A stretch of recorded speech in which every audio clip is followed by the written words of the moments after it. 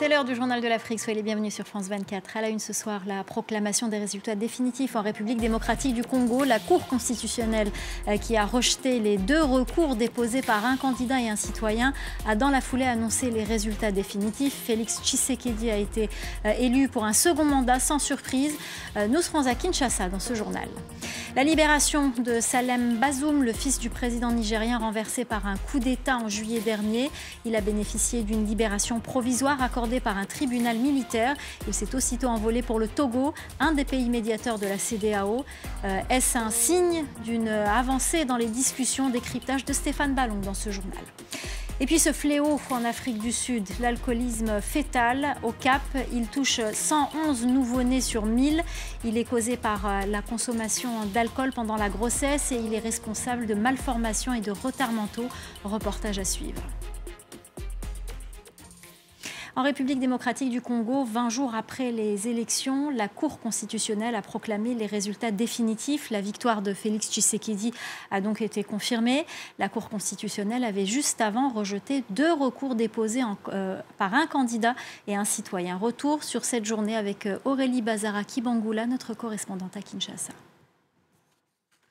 Sans surprise, les juges de la Cour constitutionnelle confirment les résultats provisoires donnés quelques jours plus tôt par la commission électorale. Félix Tshisekedi est déclaré vainqueur de l'élection présidentielle avec plus de 73% des voix, suivi de l'opposant Moïse Katumbi, crédité à plus de 18% des voix, et Martin Fayulu qui lui obtient plus de 4% des voix.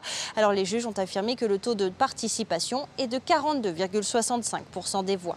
En conséquence, proclame élu à la majorité des suffrages exprimés président de la République démocratique du Congo, M.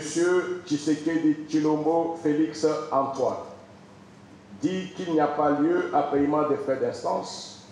Dit que le présent arrêt sera signifié au président de la République, au président de l'Assemblée nationale, au président du Sénat et au Premier ministre et à la Commission électorale nationale indépendante. Cette proclamation de la Cour constitutionnelle, eh bien, c'est un peu une surprise ici à Kinshasa, car les juges avaient jusqu'au 12 janvier pour proclamer les résultats définitifs. Mais surtout, cette proclamation intervient juste après la lecture des arrêts des recours. 2 recours ont été déposés, dont l'un par Théodore Ngoy, candidat malheureux, arrivé dernier de la présidentielle du 20 décembre. Le candidat a évoqué la mauvaise qualité des cartes d'électeurs, le non-affichage des listes électorales ou encore le bourrage d'urnes et un scrutin qui s'est tenu sur plusieurs jours. Mais les juges ont estimé le recours de Théodore Ngoy non fondé et l'autre recours déposé par un citoyen congolais non recevable. Au Sénégal, le Conseil constitutionnel a validé aujourd'hui plusieurs candidatures pour la présidentielle, dont celle d'Idrissa Seck et de Soham Wardini. Elle est la 2e femme qui a passé l'étape de la validation des parrainages pour l'élection du 25 février prochain.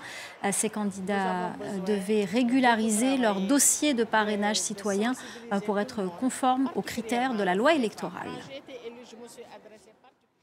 Salem Bazoum s'est envolé pour le Togo. Le fils de Mohamed Bazoum, président nigérien renversé par un coup d'État en juillet dernier, était en détention avec ses parents depuis le putsch. Il était accusé de complot contre l'État. C'est un tribunal militaire qui lui a accordé la liberté provisoire. Cette décision de justice pourrait-elle annoncer la libération de l'ancien président Mohamed Bazoum? Décryptage de Stéphane Ballon, notre rédacteur en chef. Il est entendu aujourd'hui que la libération de Bazoum est une condition nécessaire pour sortir de cette espèce d'impasse dans laquelle on se retrouve depuis plusieurs mois, d'impasse mais de crise politique aussi, qui divise le Niger et au-delà du Niger, toute la sous-région ouest africaine. Il y a une volonté de la part de cette junte-là d'aller dans le sens d'une décrispation de la situation. Enfin, pour comprendre ce qui se joue, il faut revenir un peu dans le contexte régional. 10 décembre à Abuja, les chefs d'État de la CEDEAO reconnaissent pour la première fois, même si c'est en des termes diplomatiques, très diplomatiques, ils prennent acte du coup d'État, du renversement de Mohamed Bazoum. Et pour la première fois, là aussi en des termes très diplomatiques, renoncent à la menace d'une intervention militaire. Ce faisant, on crée là une condition pour des discussions, disons, plus apaisées. D'ailleurs, dans la foulée de ce sommet, il y a une mission de la CEDEAO à Niamey qui s'est relativement bien passée. On a parlé de transition, de durée de transition. Une autre mission était prévue ce 10 janvier, c'est-à-dire demain. Elle a été reportée par les autorités nigériennes ce week-end, hier ou ce week-end, je crois, pour, disent-elles, organiser avant tout un dialogue national. En général, dans cette configuration, quand on parle de dialogue national, on entend définir les contours d'une transition. On entend créer ou nommer les organes de la transition. Et pourquoi pas mettre en place un chronogramme. Ici, ce qui se joue, c'est obtenir en contrepartie un assouplissement des sanctions de la CEDEAO. On est quand même passé d'une position très ferme avec une exigence de retour à l'ordre constitutionnel, avec une menace d'intervention militaire, à une position, disons, plus conciliante, avec la nomination d'un comité de chefs d'État composé de 3 chefs d'État, le président du Togo en tête, celui du Bénin, mais aussi celui de le Sierra Leone.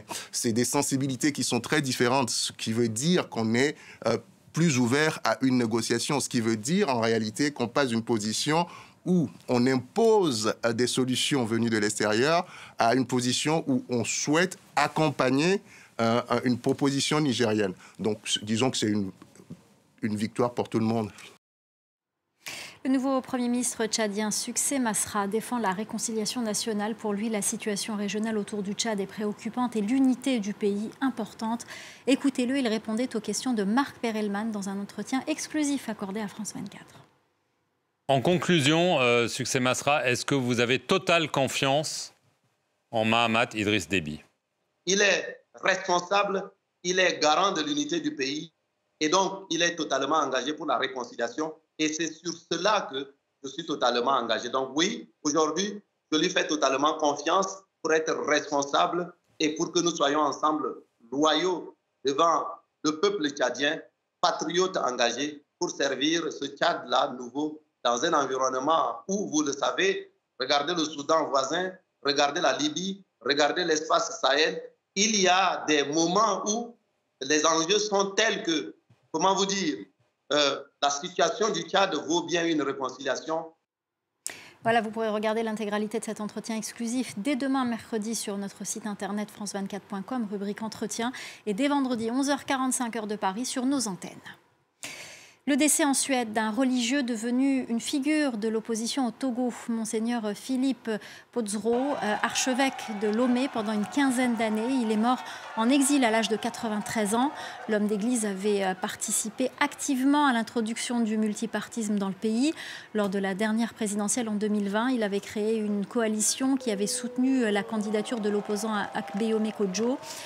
Peu avant son exil, nos correspondants dans la région, Emmanuel Sodji et Raphaël Ntalé, l'avaient rencontré. Écoutez. J'emploierai mes forces qui me restent encore, les jours qu'il me reste encore à vivre sur cette terre. Je défendrai jusqu'au bout les valeurs chrétiennes qui permettent à mes frères de se voir libres. Je ne me reposerai pas ici-bas. Je ferai le travail, la mission que Dieu m'a confiée jusqu'au bout. J'ai toute l'éternité pour me reposer. On vous parle ce soir du syndrome d'alcoolisme fœtal. Ce syndrome touche les bébés dont les mères ont bu pendant leur grossesse. Il provoque des malformations et des retards mentaux. La région du Cap est la plus touchée au monde, avec 111 cas diagnostiqués pour 1000 nouveau-nés. Reportage d'Eunice Masson, Caroline Dumay et Stéphane Kerstens. Laetitia a 27 ans. Elle a été diagnostiquée d'une forme sévère de syndrome d'alcoolisme fœtal. Dans cette usine, elle est capable de faire des tâches répétitives, comme coller des étiquettes. I actually wake up and get ready, and then after that, I just brush my teeth, and then I'm ready, and then I'm here, and then I start working. It makes me happy and keeps me busy a lot, and yeah. Laetitia a bien de la chance de bénéficier d'un emploi et d'être intégrée dans le monde du travail. Wow.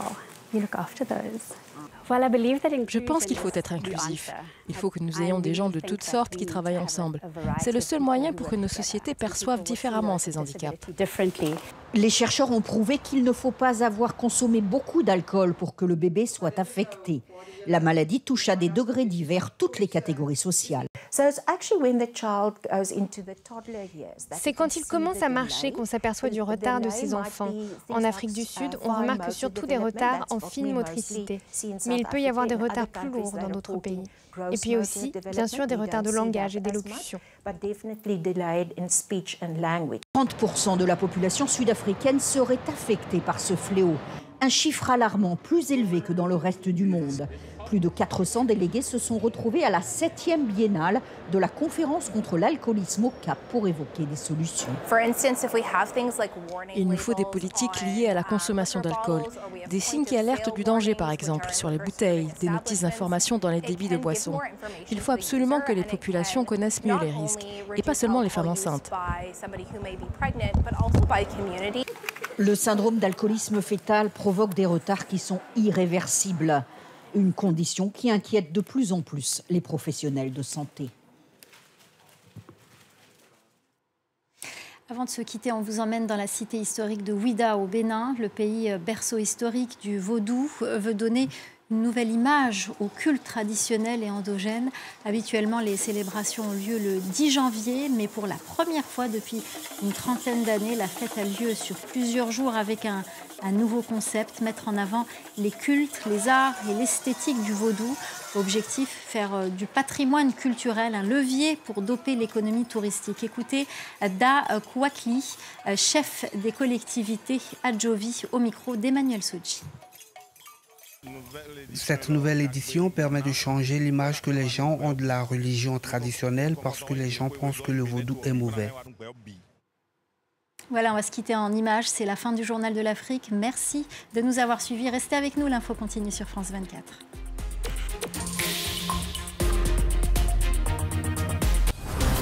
Je suis Yenali, la correspondante de France 24 à Pékin.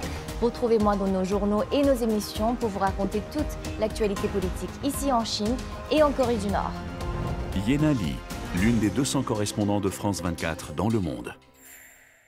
Je trie et je rapporte mes médicaments non utilisés en pharmacie. Je participe à la protection de l'environnement. Pour mieux protéger mes petits-enfants, je rapporte mes médicaments non utilisés en pharmacie. La météo avec Cyclamed. Regardez la météo avec Juliette, une savoureuse pomme bio cultivée exclusivement en France. Juliette, sponsor officiel de tous ceux qui croquent la vie.